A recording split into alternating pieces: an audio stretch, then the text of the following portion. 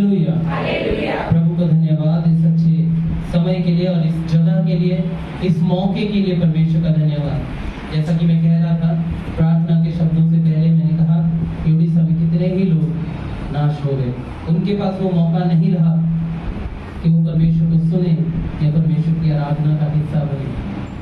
ये दुख की घड़ी है, लेकिन ये हमें समझने की जरूरत है कि अपने आखिरी सांस हमें नहीं पता कि हम कहाँ पर होंगे या हमारे क्या हाल होंगे, क्या हालात होंगे, लेकिन जब तक है तब तक दौड़ने की इच्छा हमारे अंदर होनी चाहिए प्रभु के लिए, तब तक परमेश्वर के लिए चलने की इच्छा होनी चाहिए, तब तक परमेश्वर के लिए लगन रखनी है। Hallelujah, hallelujah. आज का वचन जो हम देखेंगे, ये बहुत ही प्यारा वचन जो आज मैं आपके सामने रख रहा हूँ। जब हम मत्ती की पुस्तक को पढ़ते हैं और जब हमने हबक्कुक की पुस्तक से पढ़ा और इब्रानियों की पुस्तक से पढ़ा, तो एक ही बात को इसमें बार बार दिखाया जाता है, प्रदर्शित किया जाता है, समझाने की कोशिश है कि बाट जोना है, धीरज रखना है, बाट जोना है और धीरज रखना है, अंदर अपने धीरज रखना है कि जो हमने शुरू किया है उसमें लगे रहना है। हालेलुया। जिसमें हमने शुरुआत की है वो हमें करते रहना है। आइए वचन देखेंगे, इब्रानियों 10 अध्याय 35 और 36। इब्रानियों की पुस्तक 10 अध्याय 35 और 36 और उसी के साथ साथ 12वां अध्याय और उसका एक वचन। 10 का 35 और 36 को पढ़ दे जल्दी से। इसीलिए अपना हियाव ना छोड़ो, क्योंकि उसका प्रतिफल बड़ा है, क्योंकि तुम्हें धीरज धरना अवश्य है, ताकि परमेश्वर की इच्छा को पूरी करके तुम प्रतिज्ञा का फल पाओ। परमेश्वर की प्रतिज्ञा का फल पाओगे, है ना। धीरज धरने से हमें क्या मिलने वाला है? परमेश्वर की प्रतिज्ञा का फल। अब तक जो मिल रहा है वो हम यूं पा रहे हैं कि प्रार्थना करते हैं तो परमेश्वर हमारा सुनने वाला परमेश्वर है और मांगने से उलाहना नहीं देता, वो भर के देता है। तो मांगने से हमें वो मिल रहा है, लेकिन एक धीरज धरने के कारण हमें प्रतिफल मिलने वाला है। धीरज धरने के कारण वो ना धीरज हमें दिखता है, ना हमें वो प्रतिफल का पता है, दोनों अनदेखा है, लेकिन विश्वास है। वो विश्वास के कारण हम वो धीरज को धर के रहें, धीरज को पकड़े रहें, उस परमेश्वर के विश्वास को थामे रहें, है ना। जो हमारी सोच है कि हम जिसको हमने शुरुआत की उसमें टिके रहें, टिके रहना है। पड़ोसी को बोलो टिके रहना है, बोलो टिके रहना है, हिलना नहीं, बोलो हिलना नहीं, जोर से हिलना नहीं। हमने आगे बढ़ना है, कदम आगे बढ़ाना है ना। अपने बच्चों को भी आप यही सिखाते हैं, हम सब सिखाते हैं कि कदमों को आगे बढ़ाना है, पीछे नहीं खींचना है, पीछे नहीं खींचना है, पीछे मुड़ के नहीं जाना है, आगे ही बढ़ते जाना है, आगे की ओर चलना है। एक थोड़ा हम और अच्छी तस्वीर इसको देखेंगे, इस तस्वीर को, कि दृढ़ता से क्या होता है। दृढ़ता जो है परमेश्वर के द्वारा पूर्ण रूप से, पूरी तरह से जो है हमें प्रतिफल देगा। इब्रानियों जब 10 अध्याय का 35 वचन पढ़ते हैं तो क्या लिखा है वहां पे? इसीलिए अपना हियाव न छोड़ो, अपना हियाव ना छोड़ो। अपना इंग्लिश बाइबल में लिखा है अपना कॉन्फिडेंस, है ना, अपना कॉन्फिडेंस नहीं छोड़ना। इसमें इंग्लिश में बहुत अच्छे से लिखा है, डू नॉट थ्रो अवे। तुम अपना विश्वास फेंक मत दो, या अपना कॉन्फिडेंस फेंको मत, अपना हियाव ना छोड़ो, क्योंकि उसका प्रतिफल बड़ा है। क्योंकि उसका प्रतिफल क्या है? अरे इतना बड़ा है कि इतना बड़ा है। कैसा प्रतिफल? जोर से बोलना है ना। हाँ, विश्वासियों की आवाज बुलंद आवाज होनी चाहिए। विश्वास जो है, हमारा जो कॉन्फिडेंस है, हियाव जो है, हियाव ही हमें हिम्मत देता है कि हम मुसीबतों के बीच में से पार निकल जाए। वो हियाव होने के कारण, आपका वो हियाव, क्योंकि आपकी नजरें कहाँ टिकी है? परमेश्वर पे। आंधी तूफान मुसीबतें परेशानियां संसार में जब तक है तब तक आएंगी।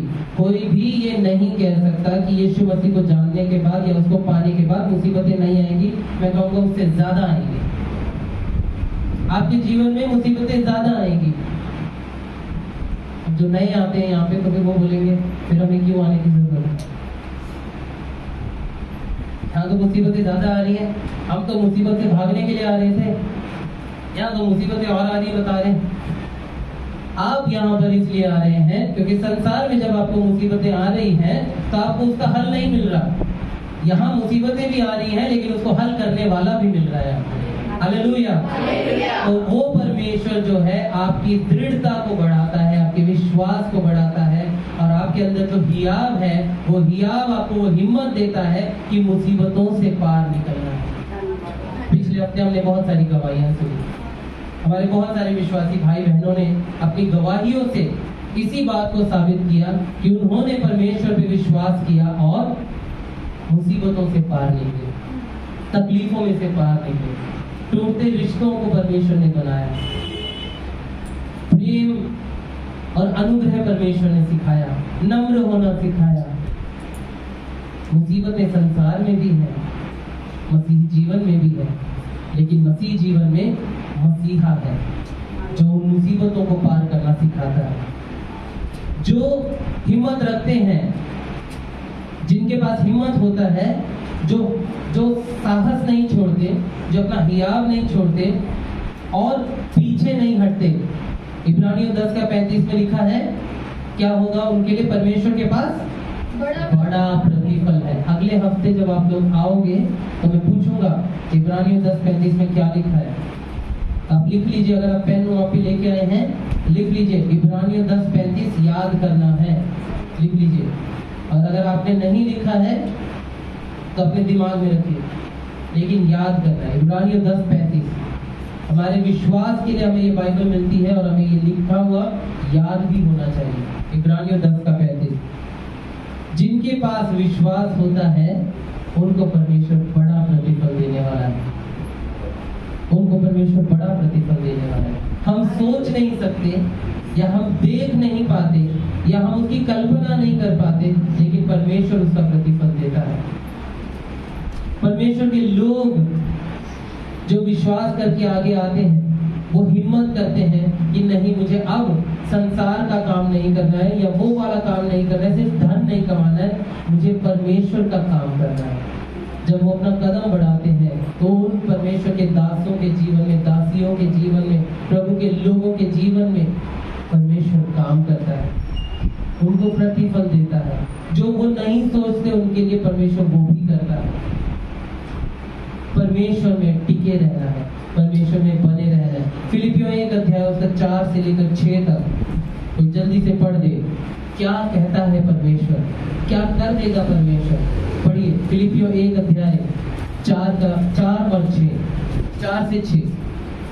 और जब कभी तुम सबके लिए विनती करता हूँ तो सदा, पौलुस कह रहा है यहाँ पर फिलिपियों की कलीसिया के लिए, फिलिपी जगह की कलीसिया के लिए पौलुस कह रहा है कि जब मैं तुम्हारे लिए प्रार्थना करता हूँ तो सदा आनंद के साथ विनती करता हूँ, इसीलिए कि तुम पहले दिन से लेकर आज तक सुसमाचार के फैलने में मेरे सहभागी रहे। देखिए फिलिपी की कलीसिया क्या कर रही है, क्या बोला यहाँ पे, फिर से ध्यान से सुनना। इसलिए कि तुम पहले दिन से लेकर आज तक सुसमाचार के फैलाने में मेरे सहभागी, सुसमाचार के प्रचार करने में तुम मेरे सहभागी, मेरे पार्टनर बने रहे। हालेलुया। एक कलीसिया का काम सिर्फ संडे को आकर के 8 बजे आराधना अटेंड करना नहीं होता। सुसमाचार के फैलाने में पहले दिन से शुरुआत होती है। हालेलुया। पहले दिन से आप जिस दिन आए यहाँ पर कलीसिया में, या प्रभु को जिस दिन जाना, जिस कलीसिया के आप हिस्से बने, जिस कलीसिया के आप भागीदार बने, परमेश्वर कह रहा है, पौलुस कह रहा है वहां पर लिखकर कि तुम पहले दिन से सुसमाचार फैलाने में मेरे सहभागी बने रहे।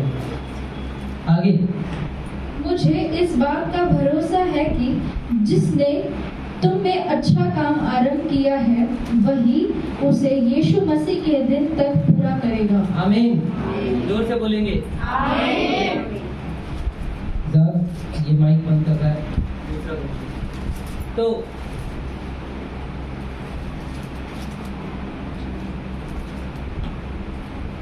मुझे दूसरा माइक दो जल्दी से।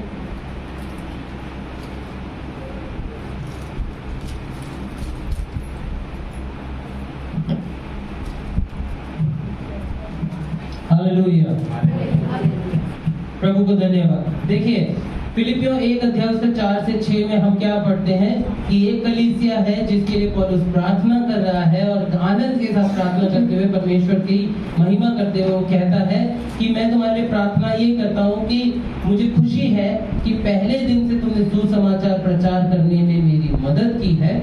और फिर वो दूसरी बात आशा के साथ क्या कहता है कि मुझे इस बात का विश्वास है कि परमेश्वर ने जो तुम्हारे अंदर भला काम शुरू किया है वही उसको क्या करेगा? अरे बोलिए ना, क्या करते हैं, बोलिए ना, क्या करेगा? हाँ, कौन करेगा? परमेश्वर पूरा करेगा। जिसने आपके अंदर भला काम शुरू किया है वो उसे पूरा करना चाहता है। आपको आधा अधूरा छोड़ने के लिए नहीं आता परमेश्वर, आपको आधी आशीष देने के लिए, आधी चंगाई देने के लिए नहीं आता, आपको पूरा करने के लिए आता है, पूरा देता है। यूहन्ना 10 अध्याय उसका 10 वचन जरा पढ़िए कोई जल्दी से। यूहन्ना रचित सुसमाचार 10 अध्याय उसका 10 वचन। चोर किसी और काम के लिए नहीं, हाँ जी, परंतु केवल चोरी करने और घात करने और नष्ट करने आता है। हालेलुया। चोर किस लिए आता है? चोरी करने, घात करने और नष्ट करने के लिए। आगे नष्ट करने के लिए मैं इसलिए आया हूँ कि जी, वह जीवन पाए और बहुतायत से जीवन पाए। आमीन, जोर से बोलेंगे। यूहन्ना 10 का 10 है ना। इसको मेरे किसी दोस्त से जब मैंने बहुत साल पहले जब हमने बात की थी तो इस बारे में कहा कि 10 का 10 यानी कि 10 आउट ऑफ 10 है ना। जैसे परीक्षा होती है, टेस्ट होता है, तो 10 नंबर का पेपर हो गया तो 10 में से 10 पूरा पूरा मिल गया ना, कम तो नहीं पड़े। तो वैसे ही परमेश्वर का वचन कहता है यीशु मसीह आया कि वे जीवन पाए और कौन सा जीवन? कमजोरी का जीवन, अधूरा जीवन, आधी चंगाई का जीवन, आधे विश्वास का जीवन। ऐसे लिखा है, क्या लिखा है? बहुतायत का जीवन, है ना। बहुतायत का यानी अगर किसी घड़े में ऊपर तक पानी भरेंगे तो वो पानी क्या होगा? गिरने वाला, छलकने वाला हो जाएगा ना। बहुतायत का जीवन, अधूरा नहीं। जिसने तुम्हारे अंदर भला काम शुरू किया है वह उसे पूरा भी करेगा, वही परमेश्वर है। अगर मेरे अंदर हियाव नहीं है या मेरे अंदर विश्वास नहीं है, भरोसा नहीं है, तो इस बात का कि परमेश्वर जानता है, मेरी परिस्थिति को जानता है, मेरी मुसीबत को जानता है, अगर मेरे अंदर ये विश्वास नहीं है तो मैं क्या करूंगा? अगर मुझे नहीं पता कि परमेश्वर मेरे पास है या नहीं है, बताइए, मेरे पास अगर परमेश्वर नहीं है, मुझे भरोसा नहीं है कि परमेश्वर काम करेगा, मेरी एक्टिवा खराब हो गई, नहीं चल रही है, बहुत कोशिश कर ली, प्रार्थना भी कर ली, लेकिन भरोसा नहीं है कि परमेश्वर प्रार्थना का उत्तर देगा और उसको ठीक कर देगा और वो चलेगा, तो क्या करूंगा मैं? अब क्या हो जाएगा? मेरे अंदर से क्या निकलेगा? बोलिए, क्या होगा? मेरे अंदर क्या होने लगेगा? अरे इतना मुश्किल थोड़ी है। गुस्सा आएगा और क्या होगा? और गुस्सा आने से और क्या होगा? हाँ, मैं वही बात वहां पर पहुंचाना चाहता हूँ। हमारे शब्द क्या हो जाएंगे? कुड़कुड़ाने वाले शब्द, चिड़चिड़ाने वाले शब्द। मेरे शब्द कुड़कुड़ाने वाले हो जाएंगे। चल ही नहीं रही है, इतनी देर से चला रहा हूँ, इतनी देर से कर रहा हूँ कोशिश, चल ही नहीं रही है, कहाँ खराब हो गया पता नहीं, इतना देर हो गया, मुझे यहाँ जाना था, वहां जाना था।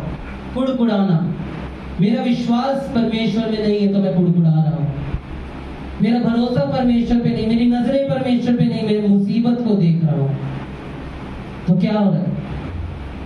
मेरे अंदर से कुड़कुड़ाहट, चिड़चिड़ापन। और अगर मेरे अंदर विश्वास होगा कि परमेश्वर सारी बातों को जानता है, परमेश्वर कंट्रोल में है, परमेश्वर को पता है, तो मैं क्या करूंगा? अब मैं परमेश्वर को बोलूंगा, प्रभु आपका धन्यवाद। ये मुश्किल है, मुश्किल है, मुझे लेट हो रहा है, चल नहीं रही है, बहुत मेहनत कर ली, बहुत कोशिशें कर ली, लेकिन मुश्किल है। लेकिन उस बीच में से मैं बोल रहा हूँ प्रभु आपका धन्यवाद, बहुत मुश्किल है। परमेश्वर आसान काम करवाने के लिए नहीं आता, परमेश्वर आपको मुश्किल काम ही सिखाना चाहता है। मुसीबतों के बीच में परमेश्वर आपको हंसना सिखाना चाहता है। तकलीफों के बीच में उस खुदा को दिखाना चाहता है जो सर्व सामर्थी है, सर्वव्यापी है, सर्वज्ञानी है। वो परमेश्वर आपके बीच में ही है और वो उसको ही जाहिर करना चाहता है कि मेरे बेटे, मेरी बेटी, मैं जानता हूँ होगा, सब ठीक होगा, कोई बात नहीं, एक्टिवा ही है ना, चल जाएगी। आज नहीं चलेगी कोई बात नहीं, आज पैदल चल, आज कुछ और दिखा दो, आज बस से चलेगी, कैब से चलेगी, थोड़ा आराम से चलेगी, खुद मत चला, बैठ के चलेगी। परमेश्वर सिखाना चाहता है। परमेश्वर पे अगर मेरा विश्वास होगा तो मैं परमेश्वर को महिमा दूंगा, तारीफ करूंगा और परमेश्वर की सहायता करने के लिए खड़ा होऊंगा, परमेश्वर का विरोध करने के लिए नहीं खड़ा होगा। हालेलुया। दृढ़ता, हमारी दृढ़ता बना के रखना बहुत जरूरी है। फिलिपियों की पुस्तक 2 अध्याय उसका 13वां वचन जल्दी से पढ़ के देखेंगे। क्योंकि परमेश्वर ही है जिसने अपनी सुइच्छा निमित्त तुम्हारे मन में इच्छा और काम दोनों बातों की करने का प्रभाव डाला है। और फिलिपियों 2:13 है नहीं? और इसमें आगे लिखा है जो कुछ तुम करो बिना कुड़कुड़ाहट के करो, बिना कुड़कुड़ाए करो। पढ़ना वो वाला वचन है जी। सब काम बिना कुड़कुड़ाहट और बिना विवाद के किया करो। बिना कुड़कुड़ाहट और बिना विवाद के। अपने पड़ोसी को हाथ लगा के बोलो, कुड़कुड़ाना नहीं है। बोलो बोलो, हाथ लगा के बोलो ना, बोलो, जरूरी है, बोलो बोलो, अमित बोलो, विवाद नहीं करना है, बोलो बोलो बोलो ना, बोल नहीं रहे, कुछ लोग तो बोल ही नहीं रहे। प्रभु की महिमा करनी है, आप महिमा के पात्र हो। रोमियो की पुस्तक में लिखा है हम तो टूटे हुए बर्तन के समान थे, लेकिन परमेश्वर ने हमें महिमा का पात्र बनाया है। आप महिमा के पात्र हो, आप परमेश्वर की महिमा के पात्र हो। आपके अंदर से कुड़कुड़ाहट नहीं हो सकती, आपके अंदर से चिड़चिड़ापन नहीं हो सकता, आपके अंदर से विवाद नहीं। विवाद का मतलब क्या है? हाँ, लड़ाई, बैर, ये वाली बातें नहीं हो सकती। आपके अंदर से प्रभु की बातें होनी चाहिए। पहली बात हमने देखा कि दृढ़ता के कारण क्या होता है, परमेश्वर दृढ़ता को संपूर्ण रूप से प्रतिफल देता है। जो धैर्य रखता है परमेश्वर उसको संपूर्ण रूप से प्रतिफल देता है। और दूसरी बात कि जो धैर्य रखता है या धैर्य रखने के लिए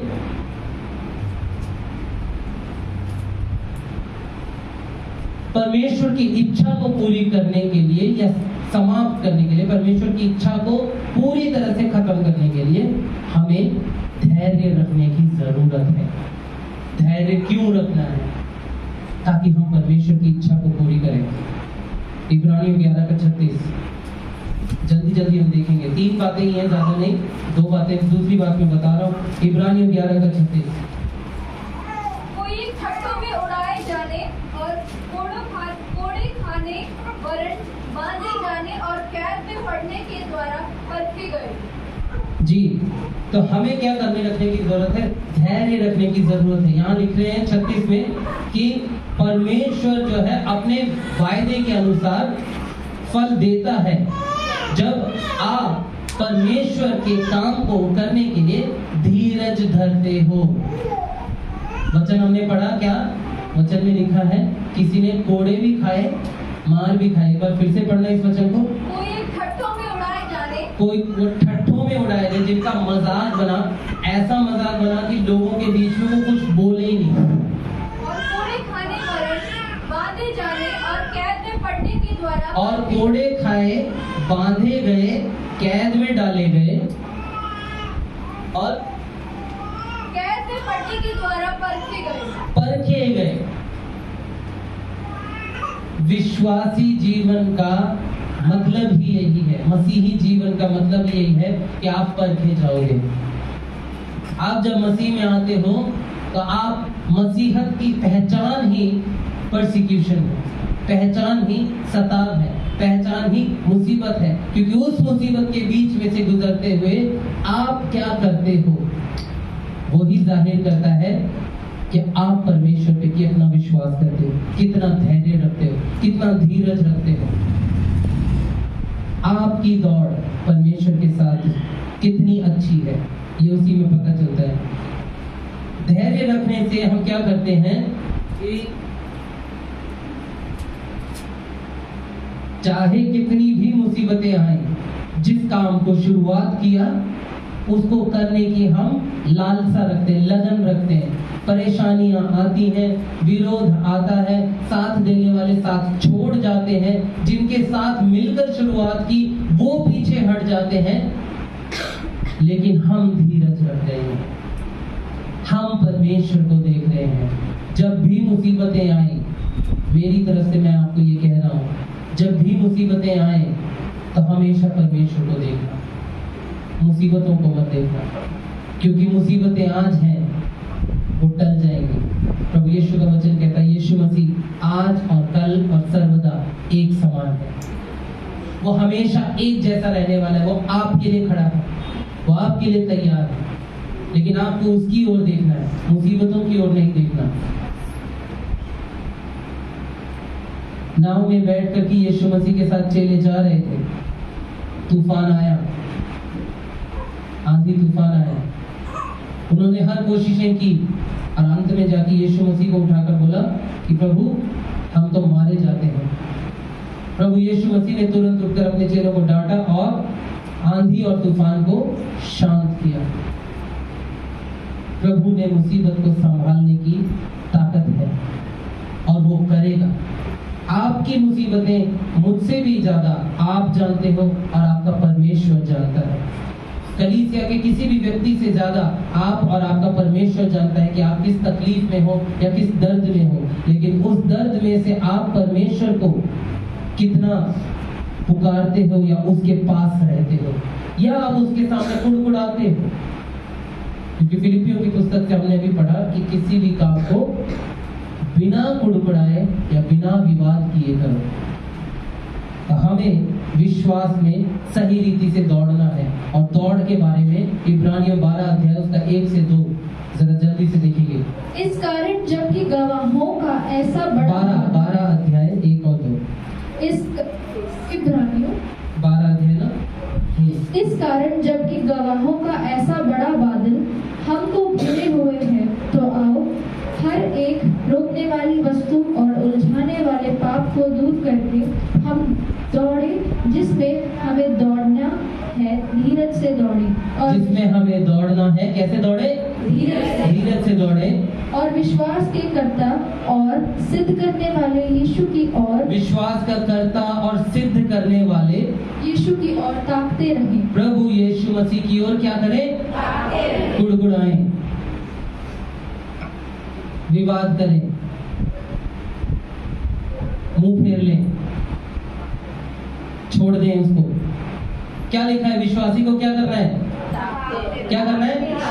ताकते रहना है। ताकते रहने का मतलब क्या होता है? ताकते रहने का मतलब क्या होता है? हाँ जी, सबसे कठिन काम इंतजार करना, बाट जोड़ना, ताकते रहना। प्रभु करेगा, ये नहीं अभी करेगा क्या, आज करेगा क्या, 1-2 घंटे में हो जाएगा। ताकते रहना, हाँ मेरा परमेश्वर करने वाला है, मुझे विश्वास है, क्योंकि वही हमारी जंग है। जब शैतान आपके दिमाग में ये ख्याल को डालता है और कहता है कि तुमसे नहीं हो सकता, तुम्हारे अंदर ये नहीं है, ये मुसीबत तो हटने नहीं वाली, बल्कि ये मुसीबत और बढ़ने वाली है, और वो बढ़ा के दिखाता भी है।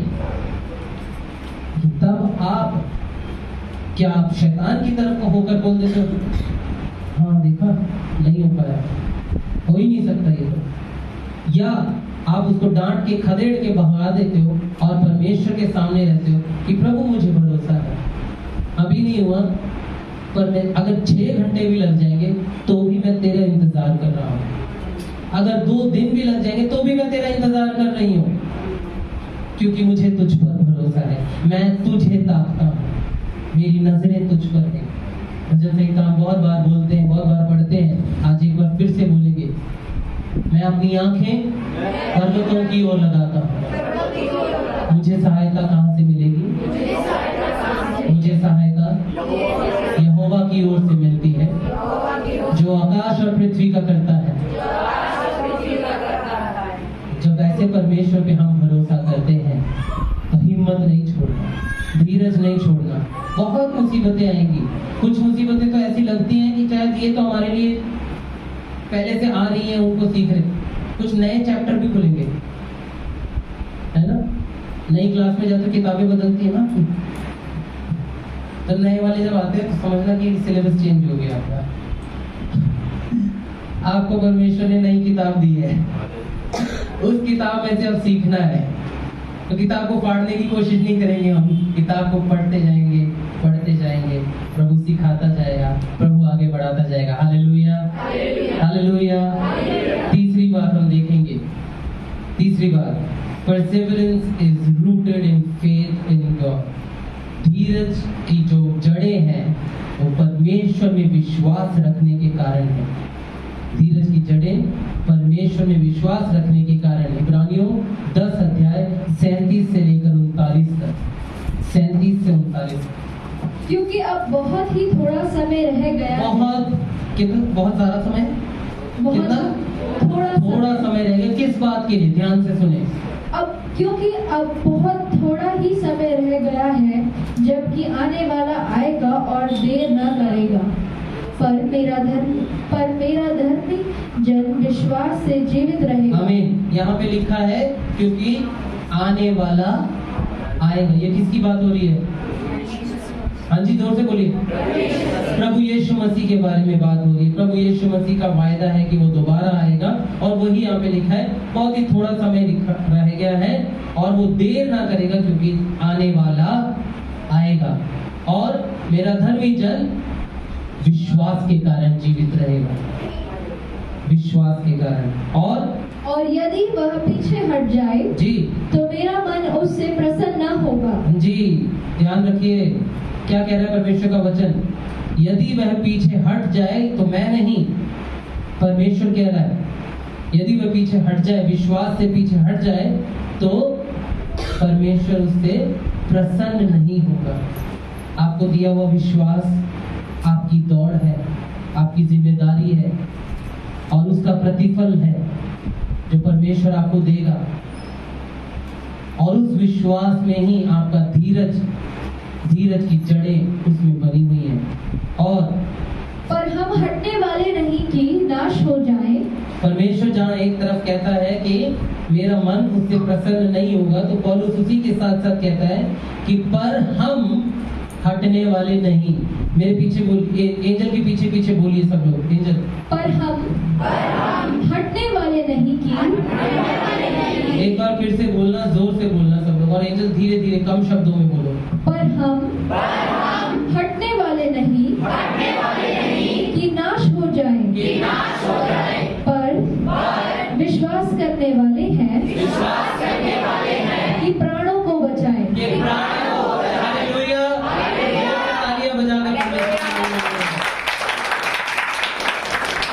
ये मेरी और आपकी जिंदगी है, ये हमारी जिंदगी है। पर हम हटने वाले नहीं। आंधी आए, तूफान आए, मौत आ जाए, हम हटने वाले नहीं।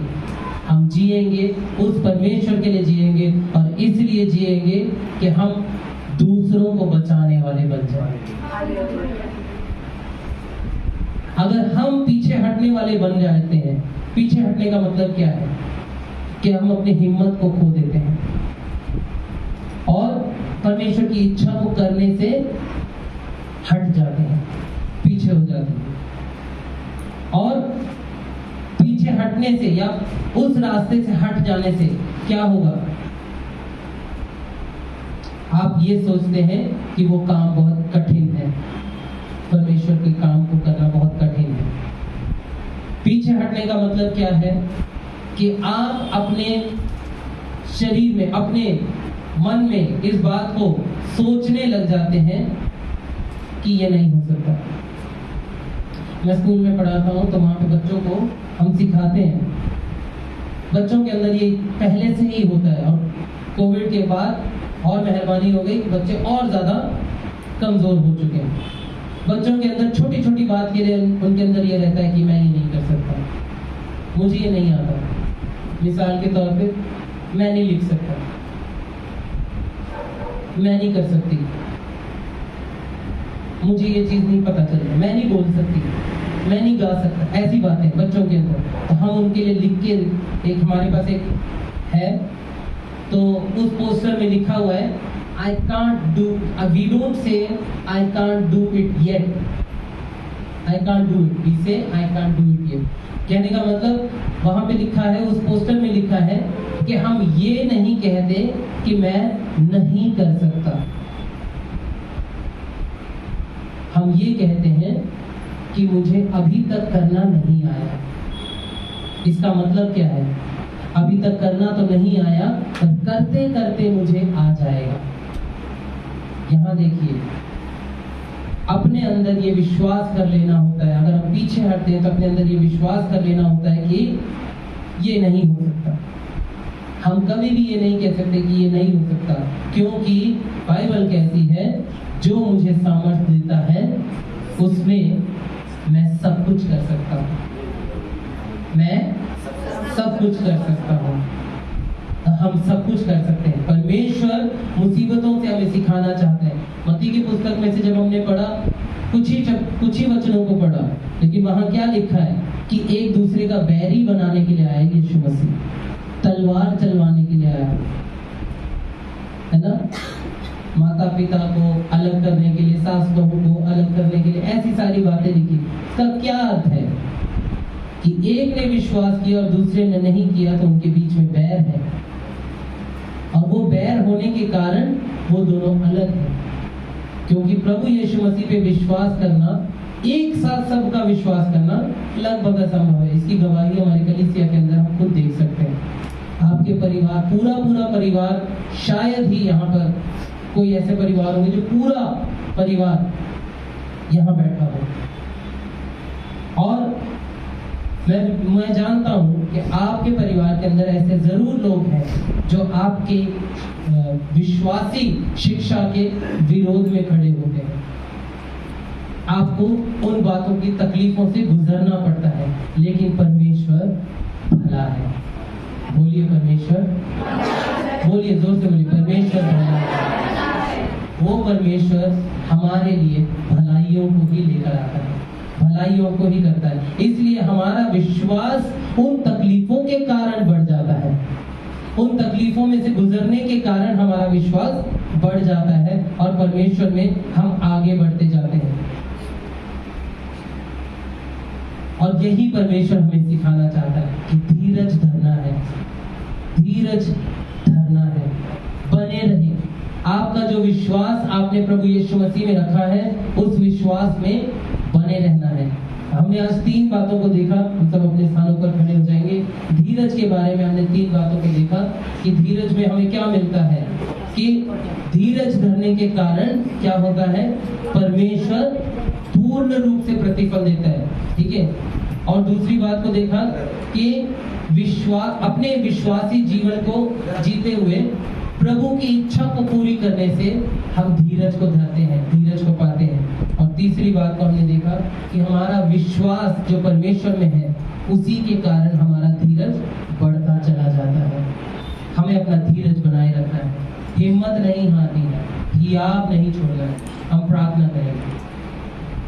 महान सामर्थ्य परमेश्वर पिता, हम आपका धन्यवाद देते हैं प्रभु आज के अच्छे वचनों के लिए, आपकी शिक्षा के लिए। प्रभु यीशु मसीह अंत तक बाट जोड़ने के लिए आप हमें सिखाते हैं और चाहते हैं कि प्रभु आपकी बताई हुई बातों में प्रभु अपना विश्वास बनाए रखें। प्रभु जी, धीरज के बारे में आपने हमें सीखने के लिए मदद किया।